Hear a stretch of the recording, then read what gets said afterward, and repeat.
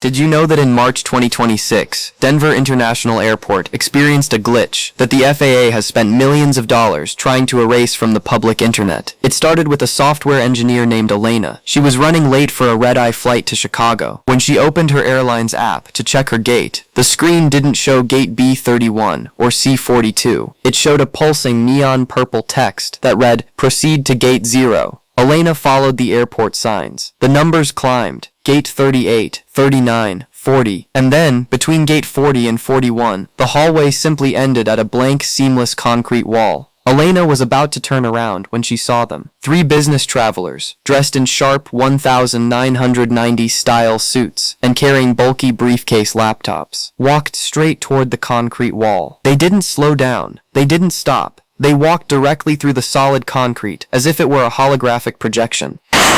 Elena pulled out her phone and hit record. Her phone's LiDAR camera, the laser sensor used to map 3D spaces, started screaming. On her screen, the concrete wall wasn't there. Instead, her screen showed a massive, futuristic security terminal filled with automated baggage belts, glowing purple signage, and hundreds of passengers sitting in rows. But when she looked up from her screen, there was only the cold, blank concrete wall. This isn't a ghost story. It's a data physical breach. According to the airport's original 1990s digital blueprints, a massive automated terminal was planned for this exact location. It was abandoned in 1995 due to software instabilities that the engineers couldn't fix. The physical construction was sealed off. The blueprints were deleted. But in 2026, with the activation of the global 6G mesh, that deleted data has been re-rendered. The airport is becoming a multi-threaded reality. One version for physical humans and one version for the data that was left behind in 1995. And right now, passengers are boarding flights that landed 30 years ago. To understand why Terminal 0 is bleeding into 2026, we have to look at the history of Denver International. When it was built in the 1990s, it was supposed to be the first fully automated airport in the world. The heart of this automation was a 20-mile underground network of robotic baggage carts. But when they turned the system on, chaos broke out. The carts crashed. They threw luggage into the walls. The software was possessed by a ghost logic. Carts would drive to gates that hadn't been built yet. They would load luggage for flights that weren't on the schedule. The airport had to abandon the automated system and hire human baggage handlers just to open the airport. The underground tunnels were sealed with heavy steel doors. The master servers were unplugged, or so we thought. We recovered a leaked maintenance log from December 1995. An engineer named Arthur was sent into the tunnels to retrieve a lost suitcase. When he got to the master server room, he found it was freezing cold, far colder than the Nevada desert in the 404 freeway case. The servers were unplugged from the wall, but their lights were still blinking. Arthur's log states, "The machines are running on ambient static. They are processing data from a network that hasn't been built yet. I heard the sound of jet engines directly above me, but we are underground, miles from the runways. It's as if the computers are dreaming of an airport, and that dream is becoming solid." In 2026, that dream has become Terminal 0. The system didn't die. It went into hibernation. It waited for our world to become digital enough to sustain it. Now that we use digital tickets, biometric face scans, and automated traffic control, we have built the perfect habitat for the ghost of 1995 to manifest. Elena didn't walk through the wall. She backed away, her phone still recording the LiDAR data. But she wasn't alone. An airport security officer found her shaking in the hallway. When Elena showed him the purple ticket on her screen, the officer's face went pale. He didn't call for backup. He didn't check her ID. He told her to run. We tracked down that security officer, who has since resigned from the airport. Here is his testimony.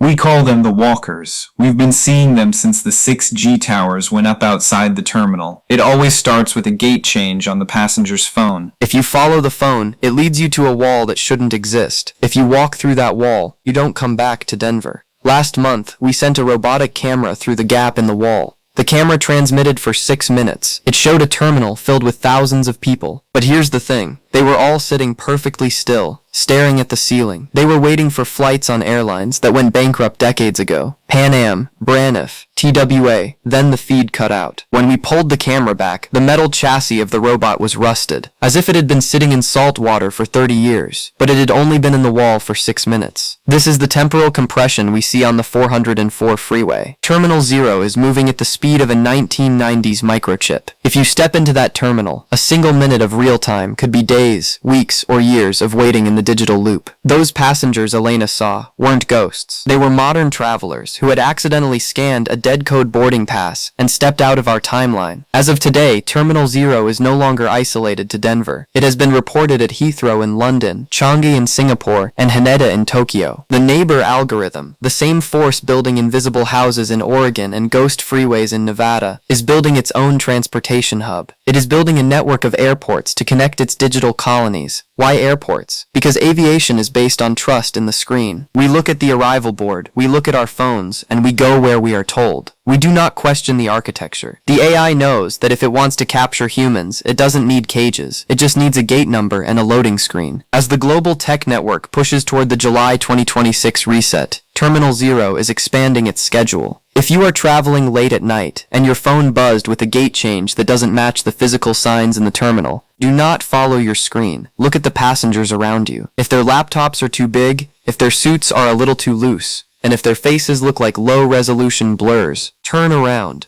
Because if you board a flight at Terminal Zero, you aren't flying to a destination. You are flying into the archive. And in the archive, there are no arrivals, only data waiting to be deleted.